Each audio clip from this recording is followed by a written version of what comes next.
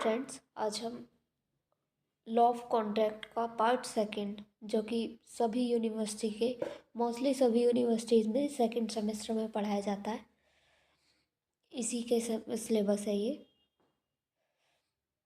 Contracts first हमने semester first में पढ़ा था। उस जनरल कॉन्ट्रैक्ट्स होते हैं, इसमें स्पेसिफिक या फिर स्पेशल कॉन्ट्रैक्ट्स होते हैं।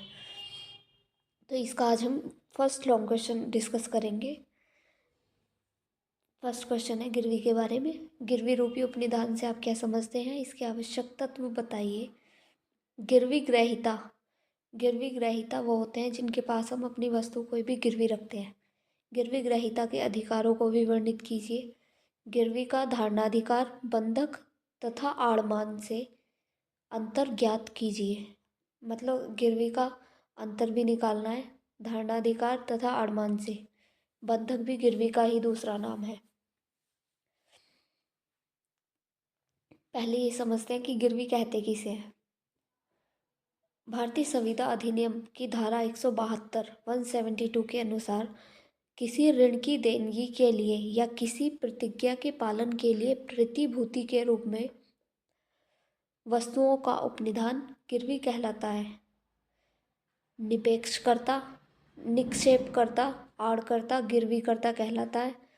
मतलब निक्षेपकर्ता या फिर बंधककार या फिर आड़कर्ता, सभी ये वो होते हैं जो गिरवी अपनी वस्तु को गिरवी रखते हैं। जो वस्तु का मालिक होता है, स्वामी होता है, वो अपनी किसी ज़रूरत में किसी से पैसा उधार लेने के लिए अपनी किसी भी संपत्ति को प्रतिभूति के रूप में गिरवी रखता है।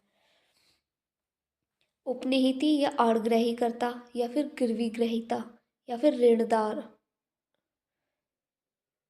वो होते हैं ऋणदाता, जो जिनके पास वस्तु कुछ दिन के लिए गिरवी रखी जाती है। गिरवी ग्रहीता मतलब गिरवी ग्रहण करने वाले, कुछ दिन के लिए ये अपने पास वस्तु रखते हैं तथा खुद का पैसा इन्हें देते हैं।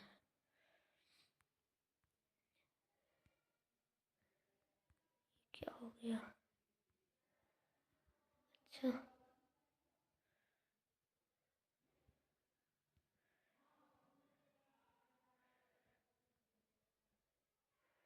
गिरवी के संबंध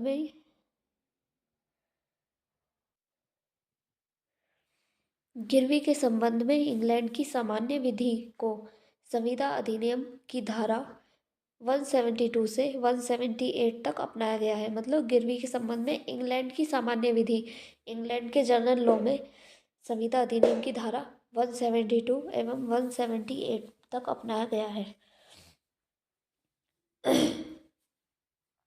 गिरवी कौन रख सकता है, ये क्वेश्चन आता है हमारे मन में कि गिरवी रख कौन सकता है।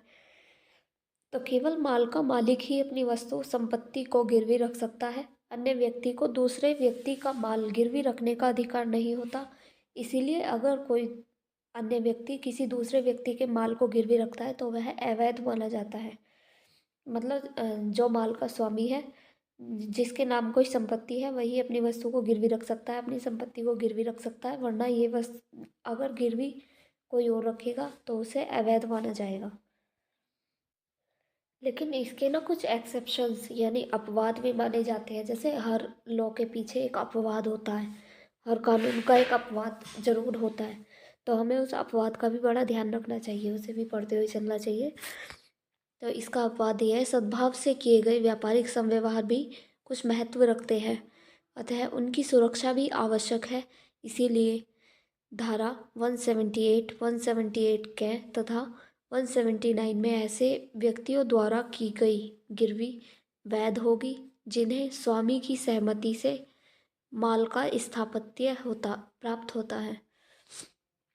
मतलब भारतीय संविदा अधिनियम की धारा 178, 178 कै तथा 179 में ऐसे व्यक्तियों द्वारा जिन्हें स्वामी अपनी सहमति दे देता है कि माल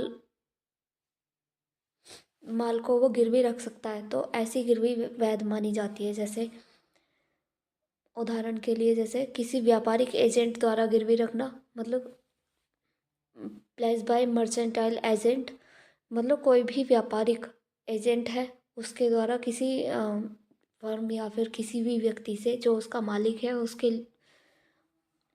उसकी साइड से उसे स्वीकृति मिल गई है कि वो गिरवी रख सकता है, तो वो गिरवी वैध मानी जाएगी। नंबर सेकंड है, गिरवी में सीमित हित रखने वाला व्यक्ति द्वारा गिरवी, मतलब place by a person having limited interest. Number three, शून्यकरण के अंतर्गत अधिकार रखने वाला व्यक्ति, place by person in possession of goods and under voidable contracts. Number four है, सह स्वामी के अधिकार के माल में रखी गई गिरवी, मतलब place of goods held in the position of co-owner. Number five, विक्रेता के द्वारा विक्रय के बाद गिरवी, place by a seller in position after sale. विक्रय के पूर्व विक्रेता द्वारा गिरवी, place by a seller in position before sale. तो ये जो 6% दिए हुए हैं, ये इनकी गिरवी वैध मानी जाएगी। ये अपवाद में आते हैं 6 के 6। फिर आता है गिरवी के आवश्यक तत्व क्या हैं। गिरवी के निम्नलिखित 4 तत्व पाए जाते हैं। नंबर 1, गिरवी संपत्ति के कब्जे का परिधान आन्वयिक मतलब कंस्ट्रक्टिव होना चाहिए। गिरवी का पहला आवश्यक तत्व, गिरवी संपत्ति के कब्जे का परिधान वास्तविक या आन्वयिक कंस्ट्रक्टिव हो सकता है। इसका एक इम्पोर्टेंट वाद भी है। वाद यानी कि केस। ये केसेस आप लिखेंगे तो आपके बहुत अच्छे मार्क्स गेन करेंगे, तो ये भी याद कर लेना एक बार। रिप्स बनाम केपर। रिप्स बनाम केपर जो है, ये केस है 1939 1939 का।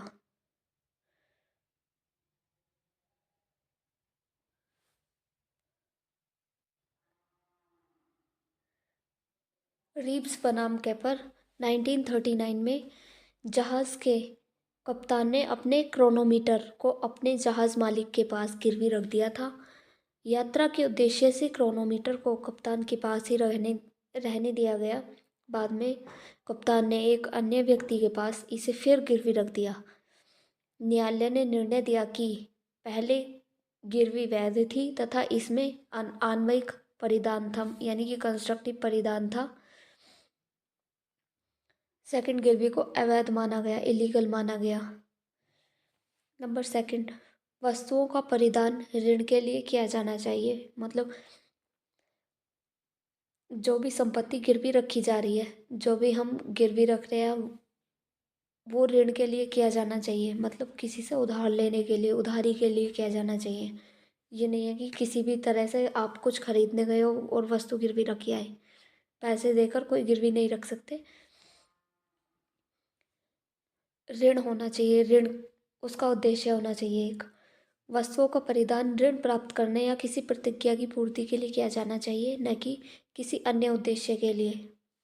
नंबर 3, आड़ग्रहिता का विशेष हित होना चाहिए। आड़ग्रहिता वो होते हैं जो अपने पास गिरवी रखते हैं और आपको उधार देते हैं, लोन उधार देते हैं या पैसे उधार देते हैं, कुछ भी। गिरवी संपत्ति में आड़ग्रहिता पावनी का विशेष हित होना चाहिए।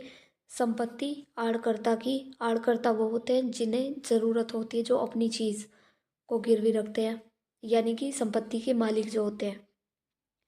आड़कर्ता की ही रहती है और ऋण लौटाने पर उसे पुनः प्राप्त हो जाती है। मतलब इन्होंने बोला है कि गिरवी संपत्ति में आड़ग्रहिता का विशेष हित होना चाहिए। संपत्ति आड़कर्ता की ही रहती है, लेकिन ऋण लौटाने पर पुनः प्राप्त हो जाती है। तो इसका स्वामी हमेशा आड़कर्ता ही रहता है अपनी वस्तु का। नंबर 4 है, ऋण के भुगतान न होने पर गिरवी न होने तक गिरवी संपत्ति रखने का अधिकार। जब तक कि ऋण का भुगतान नहीं होता है, आड़ग्रहिता आड़कर्ता की संपत्ति को अपने पास रखता है, यानी कि बंधककार भी बोल सकते हैं आड़कर्ता को, और आड़ग्रहिता को ऋणदाता भी बोल सकते हैं। तो आड़कर्ता की संपत्ति तब तक अपने पास रख सकता है जब तक आड़ग्रहिता का ऋण का भुगतान नहीं हो जाता या फिर उससे ली हुई धनराशि वापस नहीं हो जाती। गिरवी ग्रहीता के अधिकार, राइट्स ऑफ पाउनी। गिरवी ग्रहीता मतलब जिसके पास वस्तु रखते हैं कुछ दिन के लिए, जो वो अस्थायी स्वामी जो होते हैं। नंबर 1, प्रतिधारित करने का अधिकार, पाउनी इज राइट ऑफ रिटेनर। प्रतिधारित मतलब रिटेनर। प्रतिधारित का असली मीन है धारण करना, वस्तु को धारण करना। तो भारतीय संविदा अधिनियम की धारा 173 के अनुसार आड़ग्रहीता गिरवी रखी गई वस्तुओं को न केवल ऋण के चुकाए जाने के लिए या प्रतिज्ञा के पालन के लिए, वरन ऋण के ब्याज और गिरवी रखी गई वस्तुओं के कब्जे और परिरक्षण के बारे में अपने द्वारा उपागत सारे आवश्यक व्ययों के लिए भी प्रतिधारित कर सकेगा।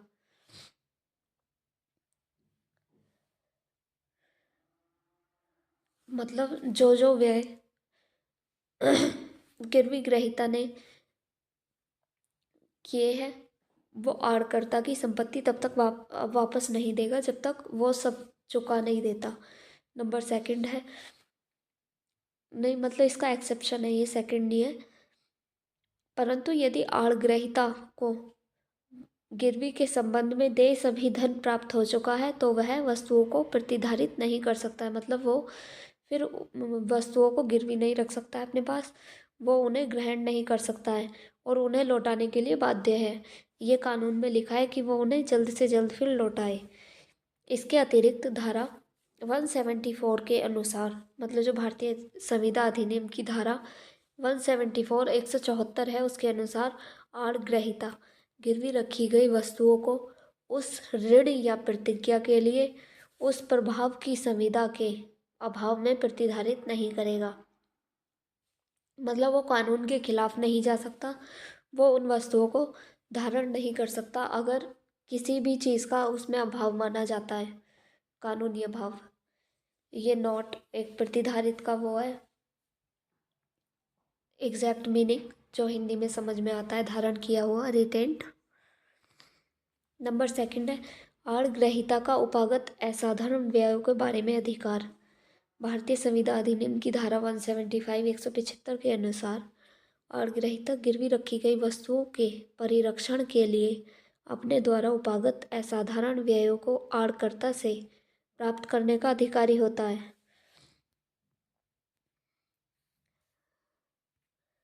मतलब जो असाधारण व्यय उसके द्वारा किए गए हैं वो आड़कर्ता से प्राप्त करने का अधिकारी, उसे अधिकार होता है कि वो उन सबको प्राप्त करे। उसे वाद करने का अधिकार भी होता है, वाद रखने का अधिकार, राइट टू स्यू।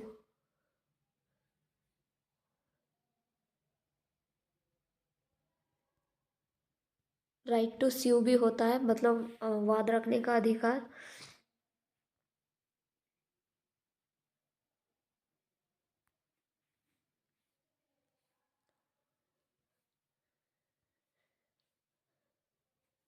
धारा 176 के अनुसार, मतलब धारा 176 के अनुसार यदि आड़कर्ता उस ऋण की देनगी करने या नियत समय पर उसकी प्रतिज्ञा का पालन करने में जिसके लिए वस्तुएं गिरवी रखी गई हैं, मतलब जो उसने लोन लिया है या कोई पैसा लिया है उसकी प्रतिज्ञा, यानी कि उस एप्लीकेशन का पालन नहीं करता है, उसके रूल्स नहीं अपनाता है, गिरवी रखी गई थी, चूक करता है या मतलब उसमें कोई भी गलती करता है तो आड़ग्रहीता उस ऋण या प्रतिज्ञा पर आड़कर्ता के विरुद्ध वाद का अधिकारी है। मतलब आड़ग्रहीता जिसने लोन दिया है या पैसे दिए हैं वो आड़ग्रहीता है, जिसने अपने पास कुछ चीज़ें गिरवी रखी हुई है तो उसे पूरा अधिकार है कि वो आड़कर्ता के विरुद्ध उसके अगेंस्ट जाकर केस फाइल कर सकता है। इसका एक इम्पोर्टेंट केस भी है, ये याद रखना एग्जाम्पल के लिए। लल्लन प्रसाद बनाम रहमत अली में प्रतिभूति के रूप में 35,000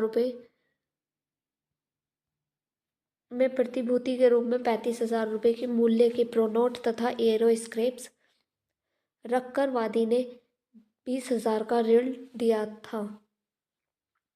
बाद में उसने एरो स्क्रैप्स को बेच दिया और पुनः प्राप्त करने और पुनः प्रस्तुत करने में असमर्थ रहा। मतलब उसने गिरवी रखी हुई चीज़ों को बेच दिया। बाद में उसने एरोस्क्रैप्स को बेच दिया, मतलब गिरवी रखी हुई वस्तुओं को बेच दिया, और वो आड़कर्ता के सामने उसकी जो उसका स्वामी था उन चीज़ों को उसके सामने प्रस्तुत नहीं कर पाया, असमर्थ रहा। तो ये मामला पहुंचा उच्चतम न्यायालय में, यानी कि सुप्रीम कोर्ट में ये केस फाइल हुआ। उसमें उच्चतम न्यायालय ने 172 से 176 तक का, मतलब धारा 172 से 172 से 176 176 तक का विश्लेषण करते हुए कहा कि जहाँ पर आड़ग्रहीता यानी कि ऋणदाता ऋण प्राप्ति हेतु वाद करता है, वह माल रखने का अधिकारी है। ऋण प्राप्त होने पर माल को वापस करने का दायित्वाधीन होता है। माना गया है कि वह ब्याज पाने का अधिकारी नहीं है। मतलब सुप्रीम कोर्ट ने ये डिसीजन लिया कि जो आड़ग्रहीता है, जो ऋण देता है, ऋणदाता है, अपना ऋण प्राप्त होने पर उन वस्तुओं को रखने का उसका कोई दायित्व नहीं है, उन्हें वापस करने का दायित्व अधीन होता है। माना गया है कि वह ब्याज पाने का अधिकारी नहीं है, मतलब वो उनका ब्याज नहीं पा सकता। ये केस आपको पढ़ लेना एक बार और ठीक से। नंबर 4 है विक्रय करने का अधिकार, राइट टू सेल। भारतीय संविदा अधिनियम की धारा 176 176 के अनुसार यदि आड़कर्ता किसी भी प्रकार की कोई चूक करता है तो गिरवी रखी गई वस्तुओं की आड़कर्ता के युक्त सूचना देकर आड़ग्रहीता उन्हें बेच सकता है। युक्त मीन्स लीगल सूचना, जो कानून का पालन करती हो, उन्हें सूचना देकर एक एक्सेप्टेंस लेकर उन्हें बेच सकता है, नोटिस देकर। इसका एक एग्जाम्पल के रूप में एक वाद है। प्रभाव बैंक बनाम बाबूराम में आड़ग्रहीता बैंक को अधिकार दिया गया था कि इसमें आड़ग्रहीता बैंक था, जिसे अधिकार दिया गया था कि यदि आड़कर्ता के लेखी का धन एक विशिष्ट सीमा के नीचे चला जाए, मतलब एक सीमा रखी गई थी धन की, उसके नीचे चला जाए तो वह बिना सूचना के ही गिरवी रखी प्रतिभूतियों को बेच सकता है।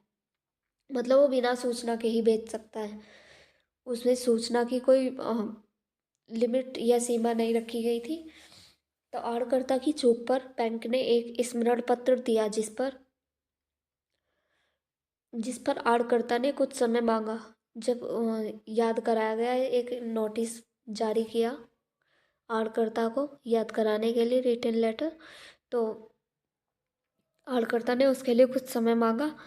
बैंक ने प्रतिभूतियों को बेच दिया, मतलब कुछ समय मांगने पर बैंक ने प्रतिभूतियों को बेच दिया।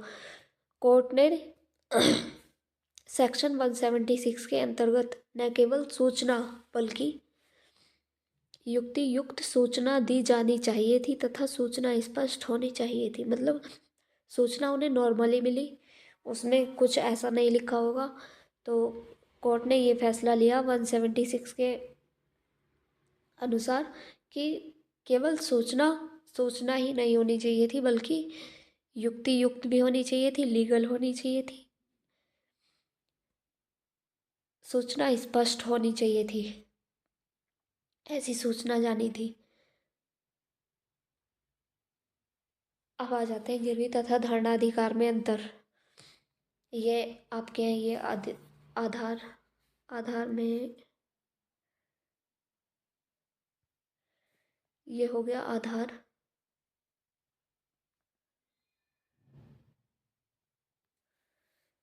ये हो गया गिरवी,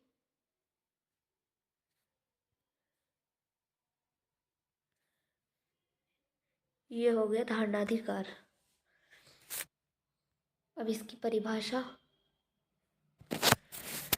जब कोई संपत्ति चल अचल ऋण के बदले, जब कोई संपत्ति, या तो संपत्ति चल भी हो सकती है, चल भी हो सकती है, ऋण के बदले गिरवी रखी जाती है और ऋण चुकाने पर स्वामित्व वापस मिल जाती है। मतलब ऋण चुकाने पर जब वो ऋण चुका देता है तो उसके स्वामी को वापस मिल जाती है, तो उसे गिरवी कहते हैं। धारणाधिकार किसे कहते हैं? धारणाधिकार कहते हैं जब कोई व्यक्ति ऋण के बदले संपत्ति अपने पास रख लेता है, भुगतान होने तक उसे लौटाने से इनकार करता है। मतलब थोड़ा ज़बरदस्ती टाइप हो गया।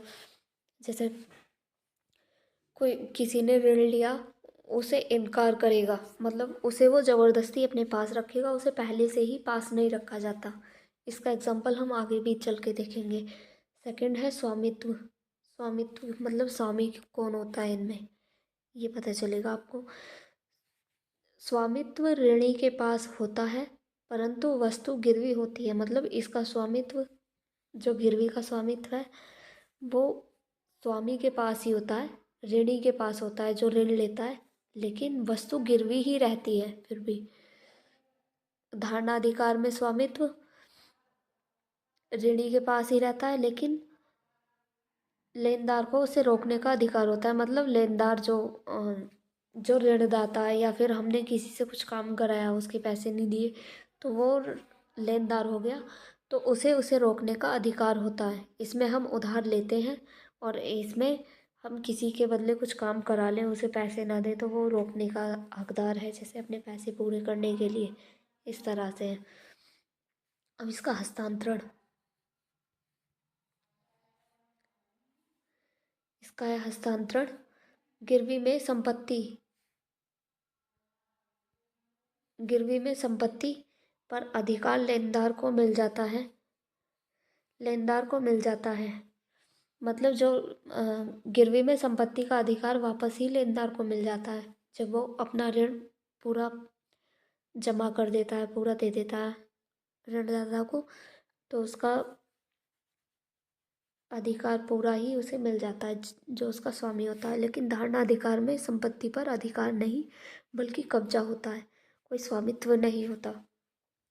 मतलब धारणा अधिकार में लेनदार जो है वो कब्जा करता है, लेनदार की चीज़ का कब्जा किया जाता है ऋणदाता द्वारा। उसमें किसी का कोई स्वामित्व नहीं होता, उसमें कोई स्वामी नहीं माना जाता। देखें उदाहरण, ये रहा उदाहरण, जैसे कि बैंक से लोन, संपत्ति गिरवी। जैसे बैंक से लोन ले रहे हैं तो संपत्ति गिरवी रख रहे हैं, लेकिन इसमें क्या है कि कार रिपेयर का भुगतान न होने पर गाड़ी रोक लेना, मतलब मैकेनिक द्वारा गाड़ी रोक लेना, जबरदस्ती उस पर कब्जा करना, ऐसे। तो ये सारे जो आपने पढ़े, ये सभी गिरवी तथा धारणा अधिकार में अंतर है। आगे हम बढ़ते हैं, गिरवी तथा आड़मान में अंतर। विशेषताएं हैं इसकी। गिरवी तथा बंधक प्लेज है, आड़मान है हाइपोथेकेशन।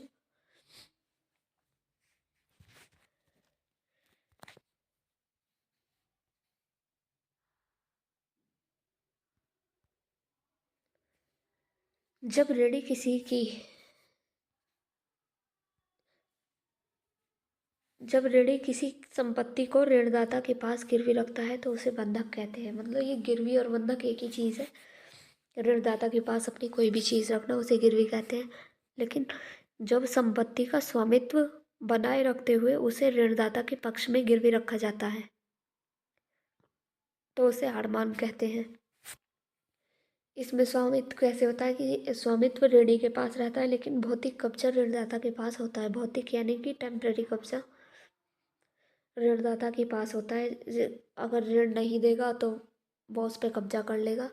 स्वामित्व और कब्जा दोनों ऋणी के पास, लेकिन ऋणदाता का कानूनी अधिकार होता है। मतलब इसमें प्रतिभूति पर जो ऋण देता है उसका कानूनी अधिकार होता है। स्वामित्व और कब्जा दोनों ऋणी के पास होते हैं, मतलब मालिक के पास होते हैं।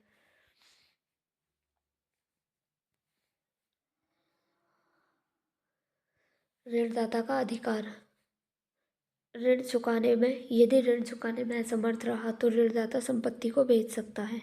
ये हमने गिरवी में भी पढ़ा था, ये गिरवी ही है, इसे हम पीछे भी पढ़ के आए हैं। जो अधिकार थे